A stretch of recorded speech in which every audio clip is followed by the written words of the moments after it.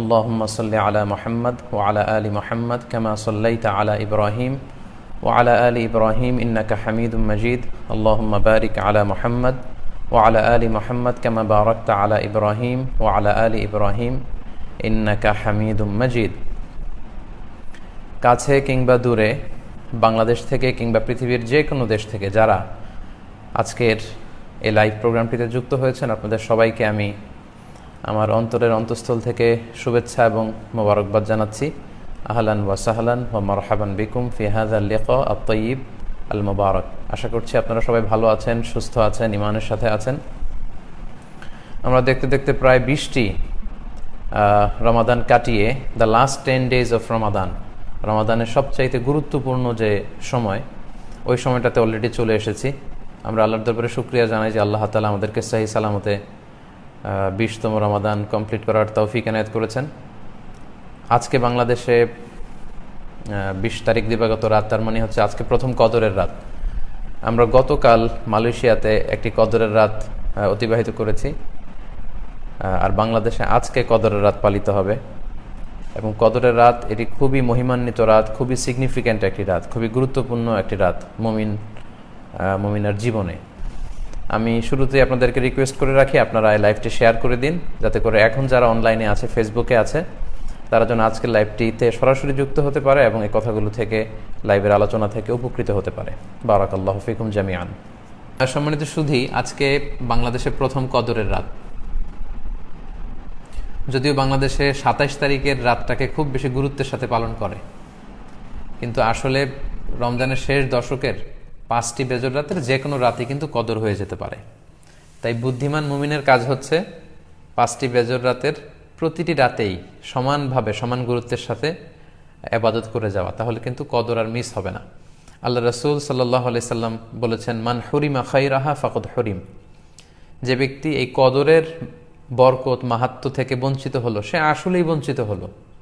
কারণ পুরো রমাদানের মূল আকর্ষণ হচ্ছে এই কদরকে ঘিরেই সবকিছু। সো এই কদরের বরকত থেকে যারা বঞ্চিত হলো, ফাকাদ হুরিম, তারা আসলেই বঞ্চিত। হি ইজ দ্য লুজার, সে আসলেই বঞ্চিত। আমরা বঞ্চিত হতে চাই না, আমরা গেইনার হতে চাই, আমরা বারাকা, রহমত হাসিল করে নিতে চাই।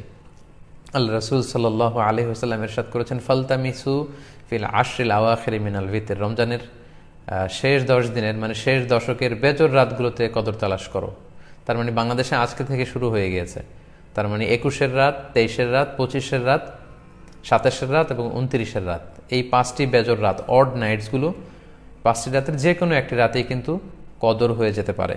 এবং কালামুল্লাহ মাজিদে আল্লাহ তাআলা সূরাতুল কদর নামে একটি সূরাই নাজিল করেছেন, যেখানে আল্লাহ বলছেন, লাইলাতুল কদরি খায়রুম মিন আলফি শাহর। কদরের রাত 1000 মাসের চেয়ে সেরা।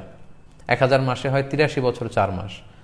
তার মানে আজ রাতে যদি আমরা এবাদতের মধ্য দিয়ে এই রাতটি কাটাতে পারি, তাহলে 83 বছর 4 মাস এবাদত করলে যে পরিমাণে সওয়াব পাওয়া যাবে, আল্লাহ তাআলা ঠিক ওই পরিমাণে সওয়াব দিবেন, এটা আল্লাহ বলেননি। আল্লাহ বলেছেন খায়রুম মিন আলফি শাহর, তার চেয়েও বেশি পরিমাণ সওয়াব, ব্লেসিংস, মাহাত্ম্য আমরা অর্জন করতে পারবো। এবং সালামুন হিয়া হাত্তা মাতলাইল ফজর, ফজর পর্যন্ত, রাত থেকে, মাগরিবের আজান থেকে শুরু করে ফজর পর্যন্ত পুরো সময়টাই কিন্তু কদরের বরকতময় রাত। এবং যখন কদরের রাত আসতো, আল্লাহ রাসূল সাল্লাল্লাহু আলাইহি ওয়াসাল্লাম ইবাদতে খুব বেশি নিমগ্ন হয়ে পড়তেন। সারা বছরের কখনো রাসূল সাল্লাল্লাহু আলাইহি ওয়াসাল্লাম সারা রাত জেগে ইবাদতের কোনো নজির পাওয়া যায় না, শুধু কদরের এই রাতগুলো ছাড়া, বা রমজানের শেষ 10 দিনের এই সময়টুকুন ছাড়া। হাদিস শরীফে এসেছে, ইযা জা আল আশরা আহিয়াল লাইলা ওয়া আইকাযা আহলা ওয়া জাদ্দা ওয়া শাদ্দাল মিইসার। রমজানের শেষ দশক যখন আসতো, আল্লাহ রাসূল সাল্লাল্লাহু আলাইহি ওয়াসাল্লাম সারা রাত জেগে ইবাদত করতেন, সারা রাত দাঁড়িয়ে দাঁড়িয়ে তিনি ইবাদত করতেন।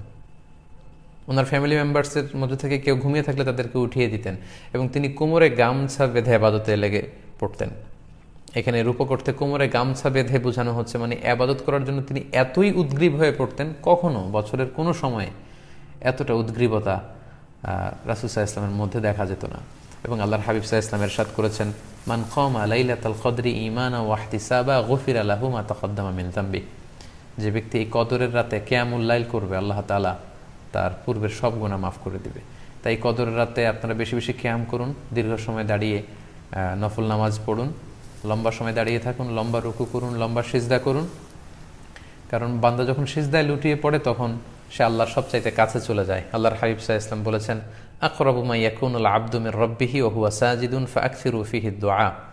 বান্দা যখন সেজদায় লুটিয়ে পড়ে তখন সে বান্দা আল্লাহ তাআলার সবচেয়ে কাছাকাছি চলে যায়, খুব ক্লোজেস্ট হয়ে যায়। এজন্য সে সময় তোমরা বেশি বেশি দোয়া করো। তাই লম্বা কিয়াম করুন, কোরআন তেলাওয়াত করুন এবং সেজদায় পড়ে আল্লাহর কাছে দোয়া করুন।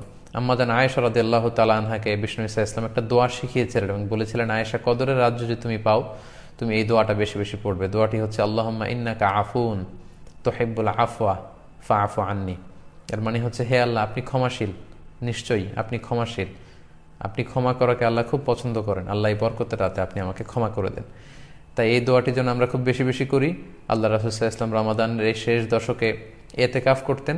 প্রতি বছর তিনি এতেকাফ করেছেন রমজানের শেষ 10 দিন, এবং যে বছর তিনি ইন্তেকাল করবেন সে বছর তিনি 20 দিন এতেকাফ করেছিলেন।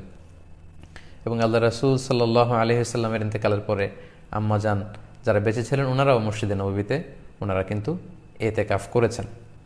সম্মানিত সুধী, যেহেতু বাংলাদেশে আজকে প্রথম কদরের রাত, এজন্য কদরের বারাকা এবং মাহাত্ম্য নিয়ে আমি সামান্য কিছু রিমাইন্ডার আপনাদের সাথে শেয়ার করলাম। আপনারা ইবাদতের মধ্য দিয়ে, কোরআন তেলাওয়াতের মধ্য দিয়ে, কিয়ামুল লাইলের মধ্য দিয়ে, আল্লাহর সাথে সম্পর্ক বৃদ্ধির মধ্য দিয়ে এই রাতটি পালন করুন। গোটা বিশ্বে যেমনি বিশ্ব আজ পর্যদুস্ত, সবাই একটা আতঙ্কের মধ্যে আছে। আসুন আমরা এই কদরের রাতগুলোতে কায়মনোবাক্যে আল্লাহর কাছে দোয়া করে আল্লাহ তাআলা যেন বিপদ থেকে আমাদেরকে মুক্ত করেন।